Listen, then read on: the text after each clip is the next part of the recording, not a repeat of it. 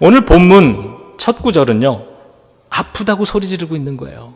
아프다고. 여러분들 오늘 본문처럼 아프다고 막 소리쳐 보시기를 바랍니다.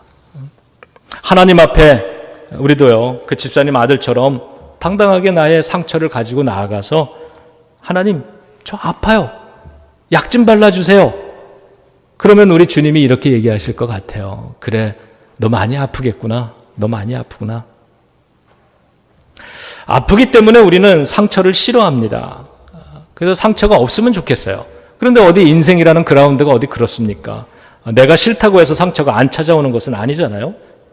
그런데 견뎌낼 수 있는 상처가 좀 낮지만 조금 깊지만 약이 있어서 발라가지고 조금 참으면 날 수 있는 질병이라면 그런 인생이라면 한번 싸워볼 만합니다. 그런데 문제는 오늘 본문처럼 고칠 수 없는 질병들, 약도 없고 처방도 없고 송사를 처리해줄 재판관도 없는 아주 고약한 경우입니다. 오늘 본문은 그런 상태로 시작을 한 거예요. 저는 이 말씀을 주중에 묵상하면서요, 사실은 우리 교인들 가정 중에 어려운 교인 몇 가정을 계속 머릿속에 떠올리면서 이 성경을 묵상을 했어요. 우리 교인 가정 중에 참 암으로 고통당하는 그 가정, 지금 벌써 몇 달째 병원에 가고 몇 년째 암이 자꾸 재발이 돼서 또 병원에 가서 치료받고 하는 가정이 있잖아요. 그런데 가장 힘든 게 뭔지 아세요? 병원에서 이제는 쓸 약이 없다고 하는 거예요. 쓸 약이 없대요. 그 말이 제일 힘들게 만드는 겁니다. 그런데 그 병실을 찾아갔더니 아버지가 누워있는 이 아들에게 계속 믿음의 이야기를 해주세요. 어쩌면은 저 아버지 참 대단하다 이런 생각이 들었어요. 그 아들에게 해주는 말이 어쩌면은 그걸 이렇게 옆에서 듣고 보고 있으면서 이런 마음이 들었어요. 저 이야기는 아들에게도 하는 이야기지만 집사님이 자기 자신에게 하는 말이겠구나. 얘야, 하나님이 우리와 함께 하신다. 하나님이 너를 고쳐주실 거야. 이거는 꼭 믿어야 되는 거야. 이러면서 계속 신앙적인 이야기를 해주시는 거예요.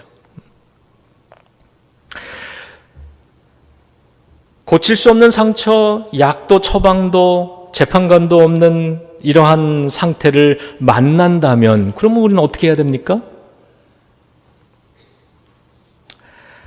14절, 15절은 거기에 대해서 이렇게 대답을 해줍니다. 부르짖어도 사라지지 않는 아픔을 이야기를 하면서 그러면서 어떤 고난의 배후에는 죄와 악한 행동이 있기 때문이다 이렇게 이야기를 합니다. 어떤 고난의 배후에는요, 우리의 약함이 있기 때문인 거예요. 고난과 질병을 통해서 우리는 죄의 습관을 버릴 수도 있습니다. 그리고 고난과 질병을 통해서 믿음을 더 강하게 만들어 나가기도 합니다. 이런 이야기입니다.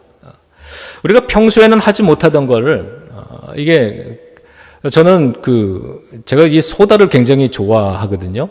그래서 20대, 30대까지도 소다를 참 많이 먹었습니다. 콜라 같은 거 그때는 젊으니까 하루에 1리터짜리 이런 거를 먹어도 전혀 문제가 없었는데 이 시간이 지나가면서 나이가 들어가니까 이게 건강에 문제를 가져오더라고요. 자꾸 이렇게 살이 찌고 이 뒷목이 막 아프기 시작하고 그래요. 그래서 소다를 안 먹으면 또 몇 주 지나면 이게 싹 사라져요.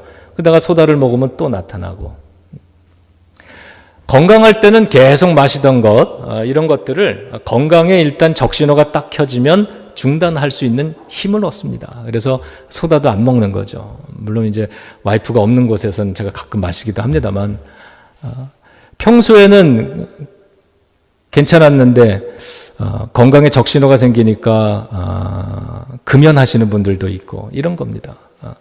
우리 어려움을 통해서 우리는 죄의 습관을 버릴 수도 있고요. 또 믿음을 강하게 만들기도 해요. 평상시에 평안할 때는 얕은 기도를 드렸는데 고난을 만날 때 부르짖는 기도가 터져 나오죠. 고난 속에서만 터져 나오는 기도도 있는 거예요. 내가 전에는 하나님 그렇게 의지하기보다는 바쁘게 분주하게 그냥 내가 할 수 있는 일들을 열심히 하면서 살았는데 어려움이 생기고 문제가 생기면 그러면 하나님께 달려나와 무릎 꿇게 되는 거죠. 그러면서 막 기도하는 거예요. 붙잡는 거예요. 건강할 땐 몰랐는데 어려울 때 힘들 때는 정말 하나님을 붙잡지 않으면 한 발자국도 못 내딜 것 같은 그런 순간들이 있었잖아요. 그런 순간에 매일매일 하나님을 부르짖으면서 그러고 살아가 보는 거예요. 우리가 그러기 위해서는 직면해야 되는 거죠. 14절 15절의 말씀처럼 우리가 당하는 이 고난의 배후에는 죄와 악한 행동이 있기 때문이다. 이 말씀은 오늘 이 예레미야 30장의 배경이 되는 이스라엘 민족이 하나님을 떠나서요. 우상을 자꾸 섬기는 거예요. 하나님의 말씀을 배우지도 않고 하나님의 말씀을 따르지도 않고 실천하지도 않는 삶을 사는 거예요. 그래서 선지자들을 통해서 자꾸 돌아오라고 하나님을 예배하는 삶으로 말씀의 삶으로 돌아오라고 그랬는데도 안 돌아왔어요. 그래서 하나님은 그 역사에 심판을 하기로 작정을 하신 거예요. 그래서 이 바벨론의 느부갓네살이라고 하는 이 강한 왕을 일으켜서 그들을 통해서 이 나라를 나라가 패망하게 만드는, 망하게 만드는 그런 일을 말씀하시는 거예요. 그러니 오늘 당하는 이스라엘 민족의 고난 뒤에는 그들의 악과 잘못이 있는 거예요. 오늘 우리들이 만나는 어려움들이 있다면 그 어려움을 통해서 우리의 연약함, 우리의 부족함 이런 것들을 다시 한번 보라는 겁니다. 그래서 하나님 앞에 나의 문제를 가지고 나가서 그 문제를 솔직하게 다루는 것이 필요하죠. 이러기 위해서는 때로는요. 자존심을 좀 내려놓고 그것을 인정해야 될 때가 있어요. 손에 상처가 났는데 마음에 상처가 있는데 인생에 상처가 있는데 없는 것처럼 그러는 게 아니라 하나님 앞에 이거 가지고 가는 거예요. 그래서 보여드리면서 하나님 내 삶에 이런 상처가 있어요. 여기에 약 좀 발라주세요. 이렇게 말하는 거죠. 또 내 자신과 대화를 하는 거예요. 그런데 거짓말하지 말아야 됩니다. 내가 버려야 하는 것, 내가 고쳐야 하는 것이 무엇이지? 내 상처 없는 것처럼 살아가는 게 아니라 내 마음의 상처를 그대로 바라보면서 내가 여기서 피가 나고 있구나. 이것을 피하지 말고 거짓말하지 말고 이걸 그대로 바라보면서 이것을 그래야 치유하고 극복할 수 있는 거죠. 나의 역함, 나의 부족함, 정말 자존심 상해서 인정하고 싶지는 않지만 그것을 직면하고 바라볼 때, 그리고 그것을 하나님 앞에 가지고 나아갈 때만 우리는 회복될 수 있는 겁니다. 지난주에 후배 목사님 몇 가정을 저희 집으로 초대를 했어요. 그래서 제가 우리 가족들이 다 집을 청소하고 음식을 만들고 정성껏 손님들을 맞이했습니다. 이 후배 목사님들은 모두 이 미국인 교회를 담임하고 있는 한국인 목사님들하고 그 사모님들하고 아이들, 가족들이었어요.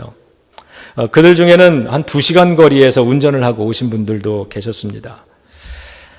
그런데 다 목사들이잖아요. 성직자들입니다. 그래서 하나님 일에 누가 될까봐 힘들다는 말도 못하고 그러니까 외롭기도 하고 힘들기도 하고 또 마음의 나름대로 상처들도 있고 얼마나 답답한 일이 많겠어요. 더군다나 한국인의 영성을 가진 사람들인데 미국인 교회에 가서 목회를 하다가 보니까 뭔가 막 기도도 하고 싶고 막 이런 갈증이 있는 거예요. 12시쯤 됐는데 밤 12시가 됐는데 사모님들이 기도를 좀 하고 싶다고 그래요. 그래서 지하실로 내려갔습니다. 그래서 지하실에 이렇게 동그랗게 앉아서 우리가 기도회를 시작을 했어요. 서로 돌아가면서 자신들의 고민을 이야기하고 아픔을 이야기하고 기도 제목들을 이렇게 돌아가면서 이야기하는데 제가 그것을 이렇게 쭉 듣고 있는데 그 시간에 성령님께서 저에게 강하게 말씀을 주시기 시작을 하셨습니다.